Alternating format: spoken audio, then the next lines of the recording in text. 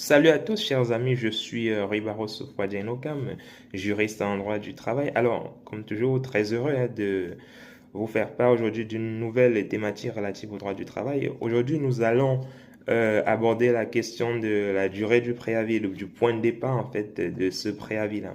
Alors, quel est le point de départ du préavis en droit du travail? Peut-être avant d'entrer dans le vif du sujet, avant de dérouler sur cette question, il faut préciser que le préavis, c'est cette période de travail que le salarié est amené à faire au sein de l'entreprise dès lors que voilà, il a été décidé de son licenciement. Donc, une fois que on notifie le licenciement au salarié, normalement, il a un délai à faire au sein de l'entreprise avant la rupture effective et définitive de son contrat de travail. Alors, le préavis, il a une durée, bien évidemment, et cette durée-là dépend en fait du statut professionnel du salarié. Si vous êtes cadre ou si vous êtes non cadre, le préavis va plus ou moins varier. Et tout dépend également du nombre d'années de votre ancienneté au sein de l'entreprise. Ça sera plus important si vous avez peut-être une grosse ancienneté, mais si vous avez une petite ancienneté, le préavis également sera réduit.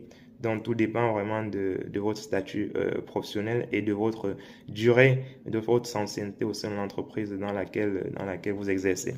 Alors, quel est le point de départ de ce préavis-là? Le point de départ se situe, n'est-ce pas, à la première présentation de la lettre de licenciement au domicile du salarié. C'est cette première présentation qui marque, d'un point de vue juridique, d'un point de vue technique, c'est cette présentation, cette première présentation qui marque le point de départ du préavis du salarié. Donc, si le facteur arrive et vous dépose votre préavis et vous dépose votre lettre de licenciement, autant pour moi, dès que cette première présentation est faite, vous allez commencer à décompter votre préavis à partir de là. Si c'est un préavis de 2 mois, vous allez commencer à décompter 2 mois dès la première présentation de cette première lettre-là.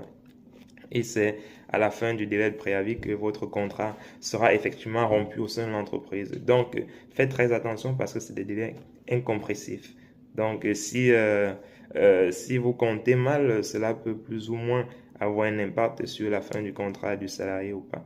Donc, c'est un délai important qu'il va falloir maîtriser dans le cas des procédures de licenciement que vous souhaitez mettre en place au sein de votre entreprise. Naturellement, on est d'accord que lorsque le licenciement du salarié concerne une faute grave, ce dernier n'a pas droit à un préavis. Il en va de même si vous licenciez le salarié pour faute lourde. Dans ce cas de figure-là également, le salarié ne peut pas prétendre à un préavis de licenciement. Il en va de même pour ce qui concerne les ruptures conventionnelles. Les ruptures conventionnelles étant des ruptures de contrat de travail d'un commun accord entre l'employeur et le salarié.